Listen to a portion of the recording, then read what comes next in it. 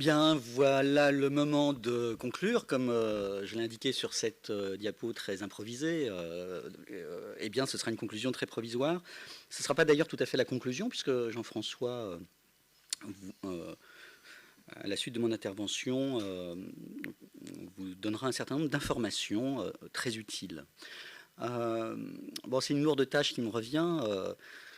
Doublement, si je puis dire, puisque d'une part, ma mission, c'était de faire une espèce de synthèse, encore une fois, d'une conférence qui a été extrêmement riche.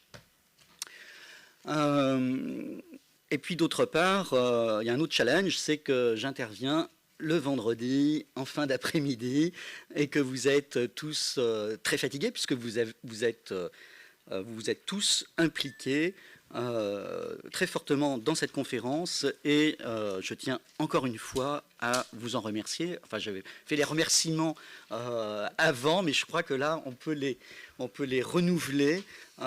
Et de ce point de vue-là, comme d'ailleurs dans d'autres points de vue que je vais développer, il me semble qu'on ne peut être que très satisfait de ce qui s'est déroulé ces 2 derniers jours ici au CIEP. Je trouve.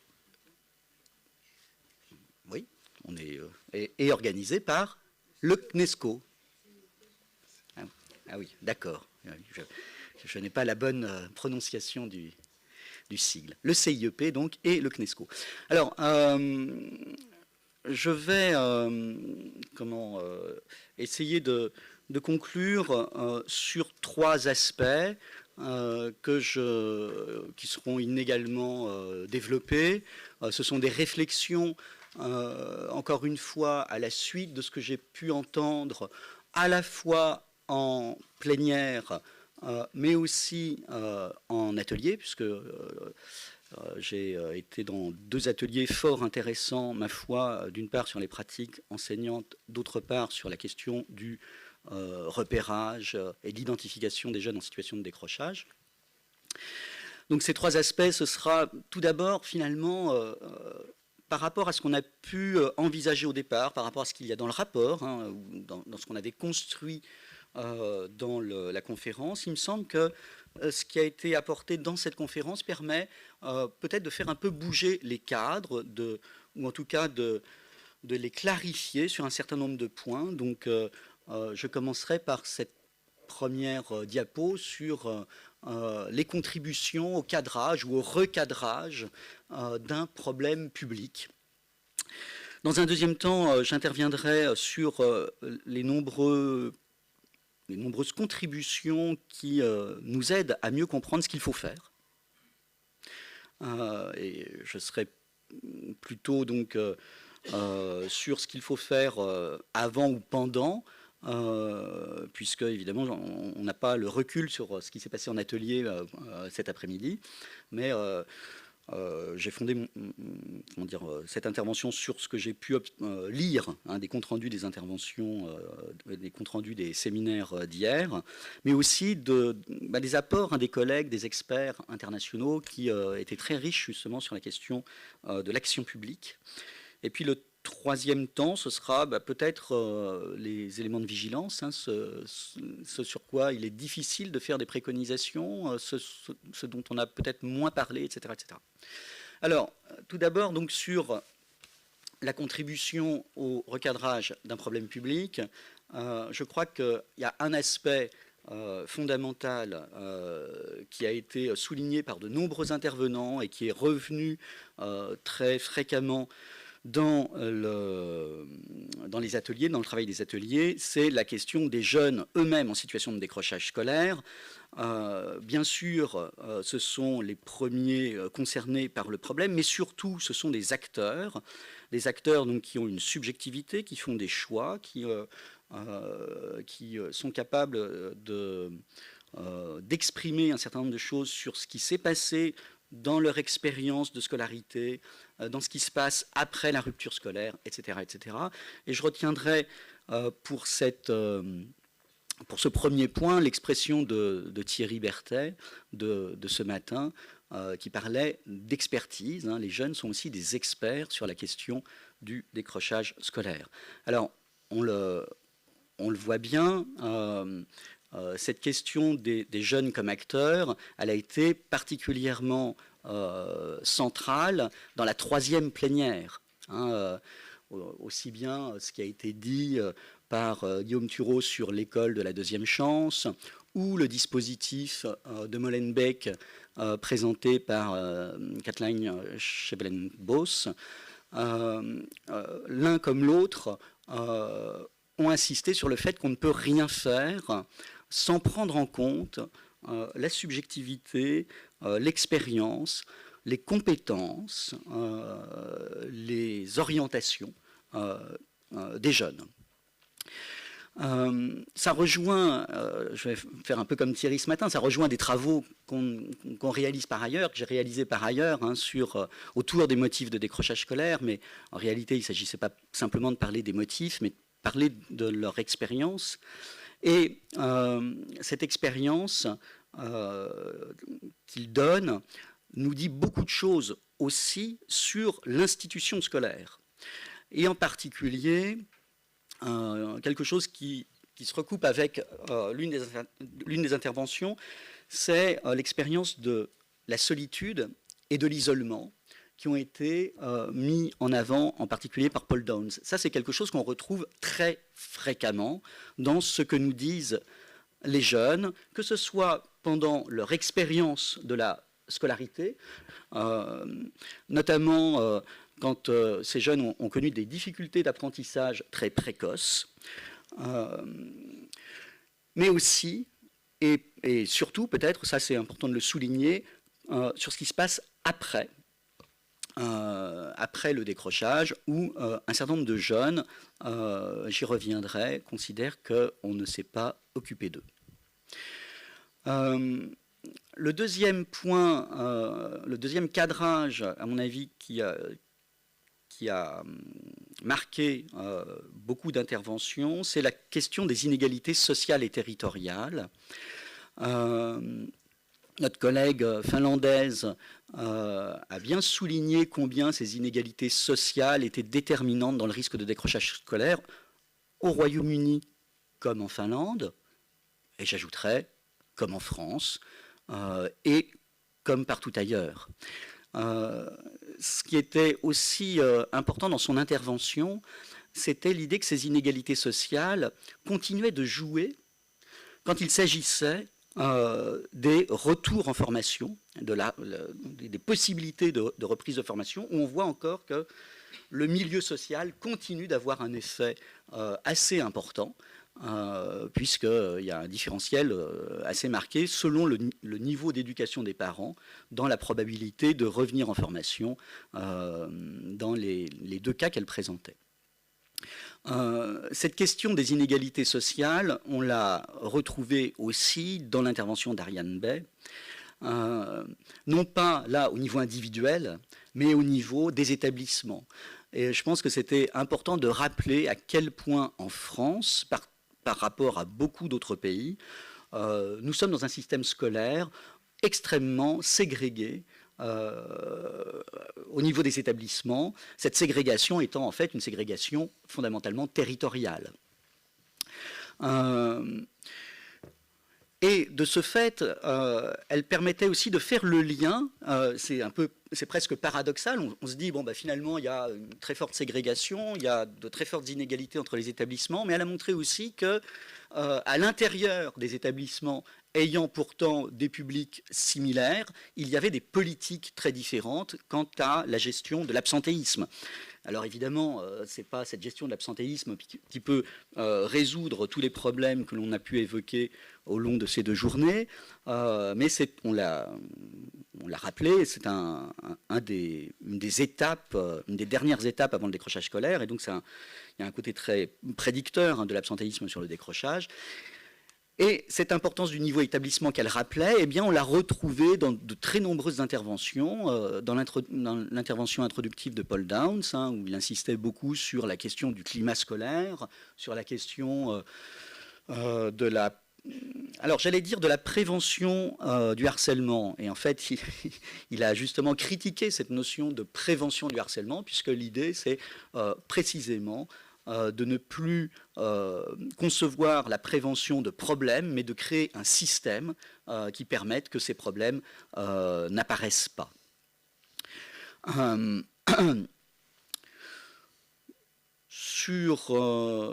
Voilà, importance également de cet effet, enfin de l'établissement dans ce que nous a présenté Tanja Trag sur les Pays-Bas, avec une responsabilisation très forte des établissements dans la lutte contre le décrochage scolaire, hein, avec même l'idée, alors qui est assez éloignée de notre culture éducative et politique, mais l'idée qu'on reçoit des financements en fonction du nombre de jeunes qu'on arrive à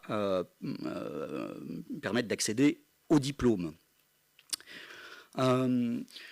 Cette question de l'importance de l'effet établissement ou du niveau établissement, on le retrouve dans les ateliers, dans les comptes rendus que j'ai pu lire, mais également pardon, dans ce que j'ai pu entendre dans les ateliers auxquels j'ai participé. C'était très net, notamment sur les pratiques pédagogiques, j'y reviendrai.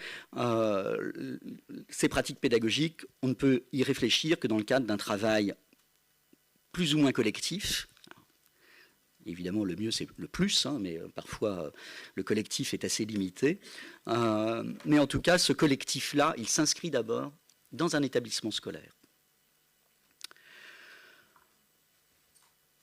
Thierry l'avait rappelé ce matin, mais je pense que c'est important de le souligner, combien le décrochage scolaire est une affaire européenne. Je dirais pas simplement en termes de financement, c'est ce dont il a parlé, mais aussi en termes de définition et de périmètre. On voit bien qu'on a très fortement intégré aujourd'hui l'idée qu'il y a une norme à atteindre, donc ça c'est complètement dans les politiques européennes, que cette norme se fonde sur un indicateur statistique que maintenant tout le monde utilise, hein, la part des sortants précoces dans les 18-24 ans. Et on voit bien d'ailleurs que ce périmètre-là, enfin on en voit bien les frontières, si je puis dire, avec le cas que nous a présenté Sue Maguire, avec l'Angleterre, où là, bon, je ne dis pas que le Royaume-Uni est déjà parti de l'Union européenne, bien sûr, mais on voit bien qu'il y a une autre appréhension de la question. Il y a une autre appréhension de la question du décrochage scolaire. D'ailleurs, il n'y a pas d'appréhension de la question du décrochage scolaire, mais plutôt une appréhension de la question des NEET, ce que tu as montré très bien.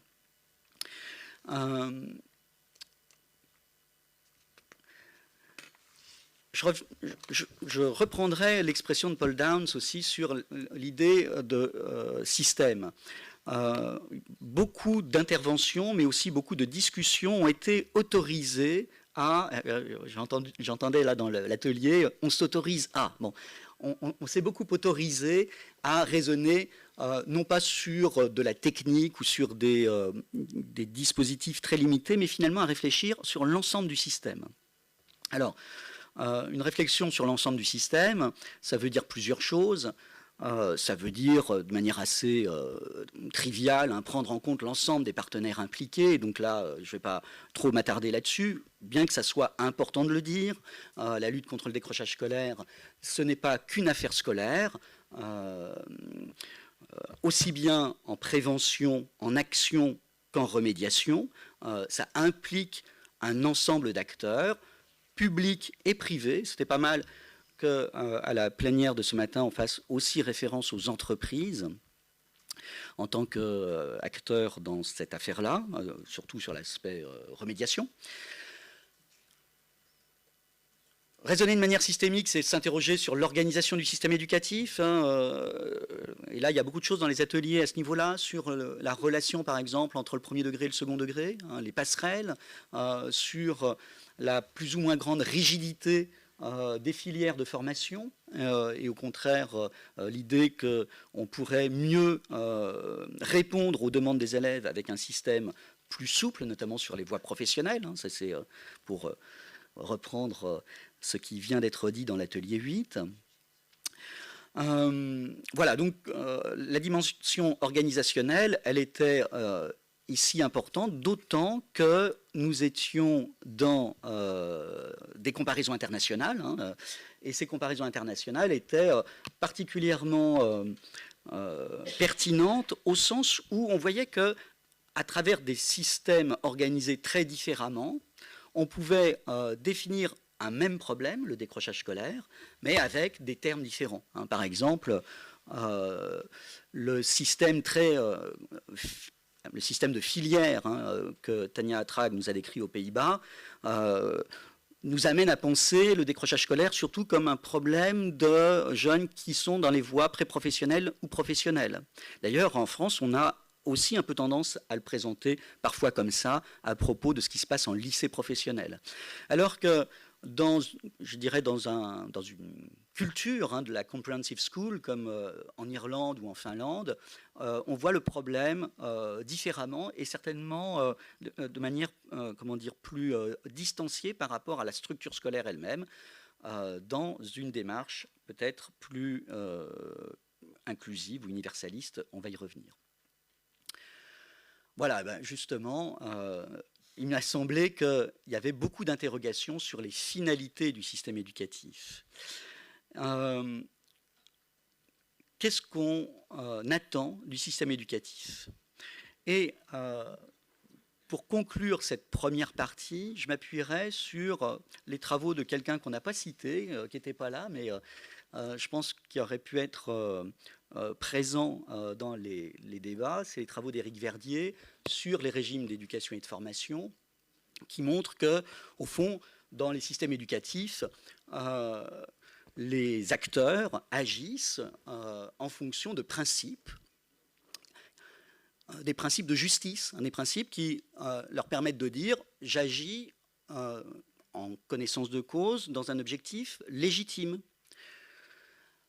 Voilà, Verdier a souligné combien le système français était fondé sur une convention académique qui est assez largement légitime dans de très nombreux secteurs de notre système scolaire, au sens où l'objectif dans cette convention académique, c'est l'excellence. C'est l'excellence pour pouvoir sélectionner les meilleurs dans une sélection qu'on considère comme juste parce qu'elle est garantie par les pouvoirs publics, par l'État et par un corps professionnel lui-même persuadé du rôle légitime de cette sélection. Eh bien, le moins qu'on puisse dire, c'est que cette convention a été très critiquée tout au long de ces 2 jours, et à juste cause, à juste titre, pardon, notamment par le fait qu'elle repose sur le fait que dans cette convention-là, le décrochage scolaire, c'est une bonne chose. Il en faut. Il en faut. Alors, évidemment, on peut se dire, ah oui, mais ça, c'était autrefois, mais non. Il y a un certain nombre de secteurs du système éducatif qui fonctionnent tout à fait comme ça. Prenez les études de santé en France, première année, il faut qu'il y ait des décrocheurs, hein, parce que sinon, sinon il y a un gros problème d'accueil des étudiants. Et d'ailleurs, j'aurais tendance à dire que c'est peut-être aussi quelque chose qu'on pourrait dire de l'ensemble des premières années d'enseignement supérieur en France. Bon, bref, cette convention académique, elle pose problème, et Éric Verdier montre qu'il y a un autre principe qui est assez ancien, hein, qui n'est pas du tout récent, qui est au fondement, par exemple, des grands principes fondant l'école primaire en France, ou du rapport Langevin-Vallon en 1948. Donc c'est pas très récent. Et donc dans cette convention universaliste, le principe de base, c'est l'intégration. C'est l'école, elle est faite pour tous les jeunes, pour tous les enfants et pour tous les jeunes. Et si elle est faite pour tous les enfants et pour tous les jeunes, elle doit nécessairement s'adapter à leurs différences. Elle doit prendre en compte leurs différences. Et je pense qu'aujourd'hui, la problématique, la construction du décrochage comme problème public, il est très révélateur de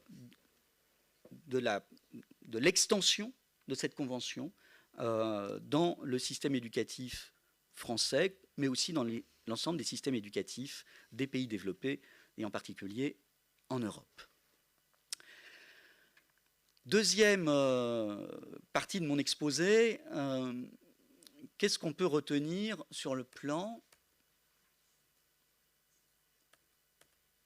de l'action? Alors surtout agir avant la rupture, hein, j'ai repris le titre de la plénière numéro 2, qui était une plénière extrêmement intéressante.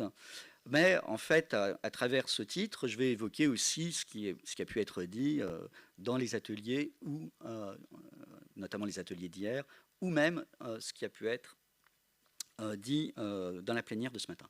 Alors, il y a quand même quelque chose là qui est très, me semble-t-il, très central dans tout ce qui a été proposé, c'est une réflexion sur le métier d'enseignant. Alors, j'ai participé à un atelier dont l'objectif était de traiter des pratiques pédagogiques. Et de manière très significative, je trouve, on est passé d'une réflexion sur voilà, en quoi les pratiques pédagogiques peuvent s'appuyer sur la recherche, à quelque chose de beaucoup plus ambitieux, et donc de plus systémique. Hein, on rejoint l'ambition systémique dont je parlais tout à l'heure, qui mettait en cause pas mal de choses. Et en particulier qui mettait en cause, pour la France, le mode de recrutement des enseignants, leur formation, leur culture professionnelle, et en particulier la culture professionnelle des enseignants du second degré. Vous voyez donc, à partir d'une réflexion sur la lutte contre le décrochage scolaire, on est passé d'une réflexion, je dirais, un peu technique hein, sur les pratiques pédagogiques à quelque chose de beaucoup plus ambitieux, mais en même temps, c'est révélateur du cadre dans lequel on s'est mis pour réfléchir à la lutte contre le décrochage scolaire. Deuxième type d'action qui m'a semblé important à souligner à travers notamment les travaux des ateliers, il a été beaucoup question de relations de confiance dans plusieurs ateliers, hein, on retrouve ça. Évidemment des relations de confiance entre les enseignants ou les équipes éducatives et les élèves. Moi j'ajouterais relations de confiance aussi entre les professionnels eux-mêmes. Et donc ça c'est très important dans tout ce qui a été présenté ce matin hein, sur la question des partenariats intersectoriels entre l'éducatif, la santé, le travail, etc. etc. Des relations de confiance qui sont fondées également sur une certaine bienveillance. Et on voit que c'est à travers ces relations de confiance et cette bienveillance qu'un certain nombre de problèmes peuvent ne plus être considérés comme un problème, pour revenir à ce que nous disait Paul Downs hier.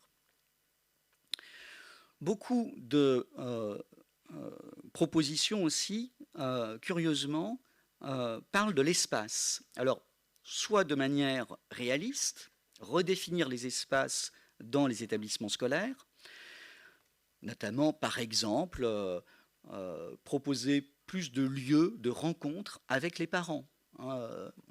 Dans beaucoup d'établissements, les parents n'ont tout simplement pas leur place physique hein, en termes de lieux où on puisse les accueillir. Mais aussi créer des espaces ou redéfinir des espaces de manière métaphorique. Et là, il s'agit plutôt des espaces de parole, des espaces d'interaction entre les élèves et les enseignants. Entre les élèves, c'était intéressant hier, cette réflexion en atelier sur apprendre aux enseignants à se taire. C'est-à-dire apprendre aux enseignants à laisser travailler leurs élèves en autonomie, à les laisser interagir et à les observer pour pouvoir réaliser un vrai travail pédagogique ensuite.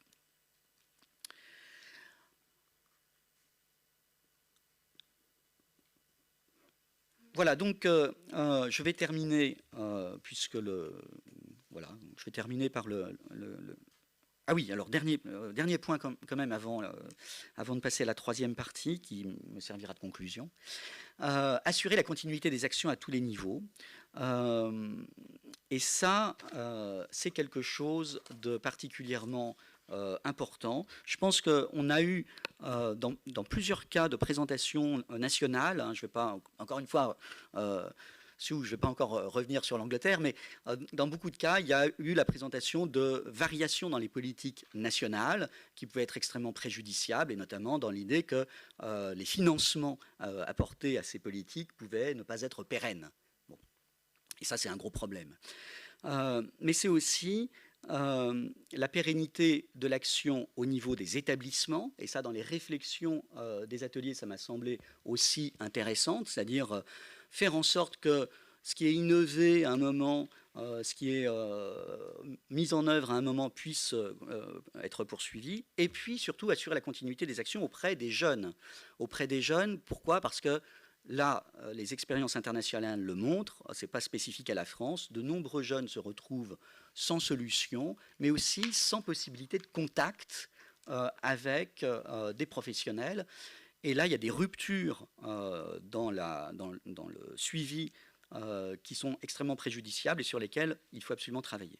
Alors, je terminerai par des angles morts, ou presque, parce que, bon, évidemment, on peut quand même agir dessus. Mais quelques angles morts qui me semblent importants à souligner. La question des acquis scolaires.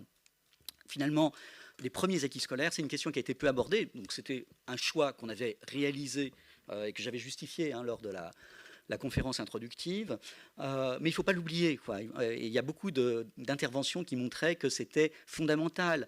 À Molenbeek, quand on fait travailler les jeunes, on les fait travailler sur la langue, sur des acquis scolaires.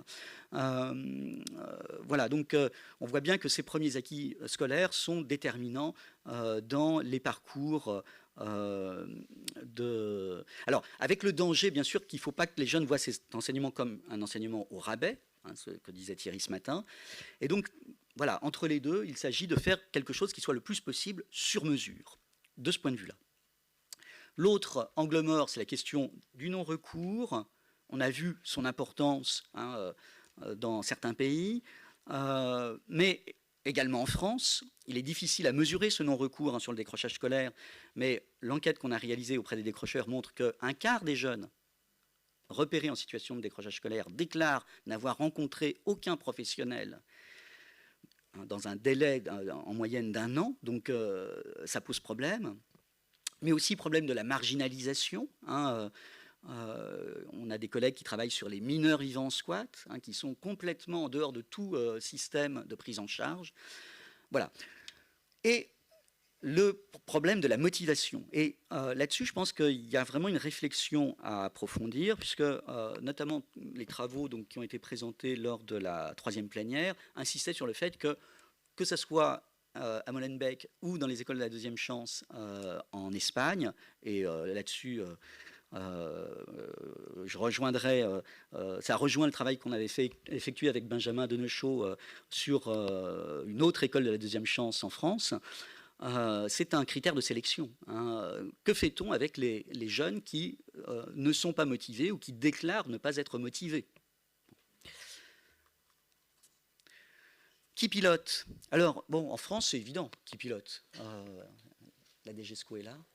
Oui.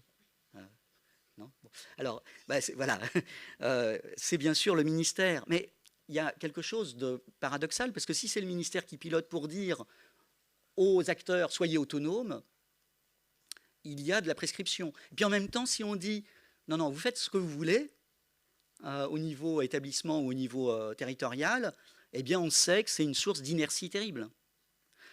Et donc là, il y a vraiment une réflexion, alors qui est assez largement menée déjà, mais sur laquelle il faudrait peut-être plus de précision sur la façon dont s'articule l'action des uns et des autres. Et enfin, donc, la question de la diffusion des pratiques innovantes. Alors, diffusion n'est peut-être pas le bon terme, mais on sait que finalement, il y a énormément de choses qui se font partout dans le monde, et je dirais qui se font partout en France sur la prévention du décrochage scolaire, de l'échec scolaire, du harcèlement scolaire. Le problème, et à mon sens, c'est peut-être le principal problème aujourd'hui, c'est pourquoi on ne le fait pas. voilà, Michel Janos disait, voilà, on sait à peu près tout ce qu'il faut faire sur le décrochage scolaire. Ce qu'on ne sait pas, c'est pourquoi on ne le fait pas. Voilà, donc je terminerai sur cette question très ouverte, mais aussi en vous indiquant que au-delà de cette conférence de comparaison internationale, je vous encourage à participer à des manifestations scientifiques sur ce sujet-là. J'ai choisi lors de refaire aussi une petite publicité pour votre colloque qui se déroule à Anvers, hein, puisqu'il y a quelques Belges dans l'assistance. Et puis, voilà, donc un colloque qu'on organise à Nantes le 30 mai, le 1er juin, le 31 mai et le 1er juin prochain à Nantes pour clore le projet qu'on a mené avec un certain nombre d'équipes, dont celle de Thierry Berthet qui me parlait ce matin, Gérard Boutseul qui n'était pas là, et l'équipe de Joël Zafran, que je n'oublie pas. Merci.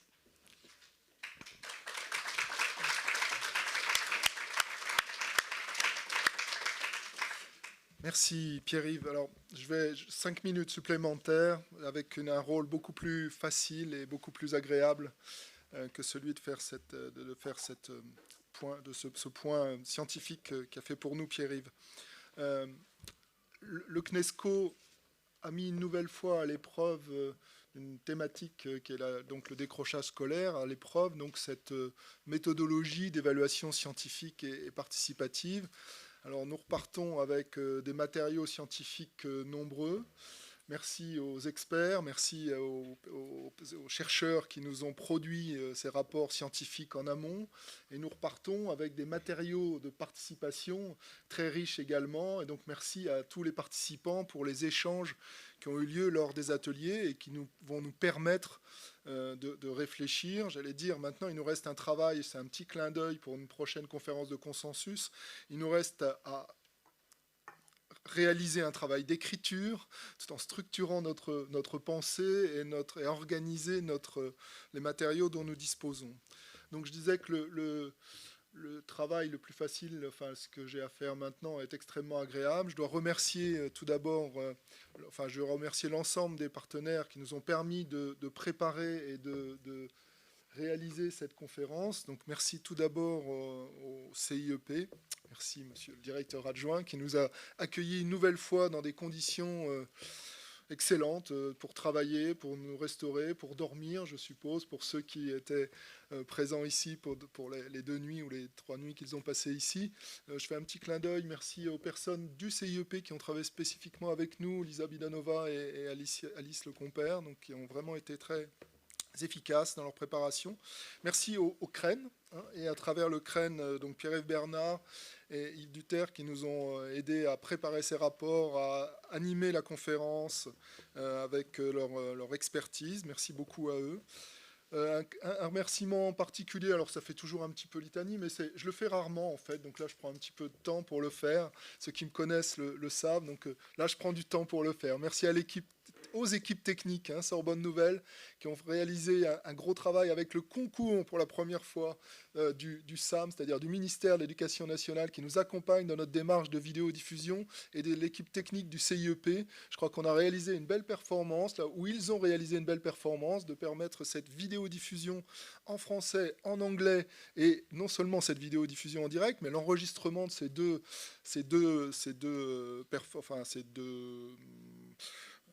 journée, merci, ce sont des journées, en français et en anglais. Pendant que je suis dans les langues, un grand merci aux interprètes qui ont dû faire, d'après ce que j'ai compris, qui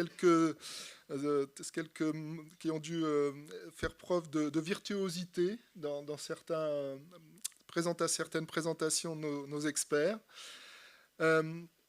Un grand merci donc à tous les animateurs et de façon plus globale à tous les membres du comité d'organisation. Quand on parle de participation dans les conférences de comparaison internationale, il y a un appui sur un grand nombre de partenaires au départ, pendant, après. Et donc, merci à tous les membres du comité d'organisation, et en particulier à Agnès Florin qui est partie, mais aussi à tous ceux qui ont accepté de prendre en charge l'animation des ateliers et d'intervenir dans ces ateliers. Et puis donc merci à vous tous, participants, je l'ai déjà dit, qui avaient nourri et qui allaient nourrir notre réflexion, à ceux qui sont là, ceux qui sont à distance. Je pense en particulier à des collègues et des partenaires marocains et chiliens qui ont suivi en direct ou en léger différé cette conférence et qui ont inauguré une forme de partenariat avec le CNESCO et le CIEP sur ces conférences. Donc, je termine en remerciant la classe d'accueil qui doit être quelque part encore dans les couloirs. Vous savez, les jeunes qui vous ont guidés, accueillis tout au long de ces 2 journées, donc la classe d'accueil du lycée d'Ardennes. Voilà, je crois que je n'oublie personne, si ce n'est les gens qui m'entourent. Et les gens qui m'entourent ont beaucoup travaillé. Vous savez que le CNESCO, c'est en fait un conseil scientifique qui est composé de personnalités scientifiques, de parlementaires, de personnalités membres du CESE. Et puis, il y a à leur côté une équipe opérationnelle qui travaille dur. Merci Émilie pour le montage de cette conférence. Merci Thibaut et Amandine pour la préparation partenariale que vous avez su réaliser. Merci Élodie, Claire, Pauline pour l'accueil et le travail de synthèse que vous allez, de suivi et de synthèse que vous allez nous aider à produire. Voilà, donc on les applaudira tout à la fin. Je voulais vous donner 3 informations maintenant. Les PowerPoints sont déjà en ligne. Tous les PowerPoints des interventions des experts sont déjà en ligne. Merci Thibaut pour le travail en flux tendu. Les vidéos, vous allez les avoir, je me tourne vers la droite, dans quelques jours, dans le cours de la semaine prochaine, on va dire, sans préciser le jour. Donc surveillez bien ce qui va être disponible sur le site. Et quant aux rapports, les versions définitives des rapports et les versions des préconisations, donc le CNESCO, mais à plusieurs mains, va rédiger, parce que là, il y a un vrai travail à nouveau participatif de rédaction des préconisations. Eh bien, rapport et préconisations seront en ligne le 8 décembre. Voilà. Je vous remercie une nouvelle fois tous. Je vous souhaite un très bon retour et voilà.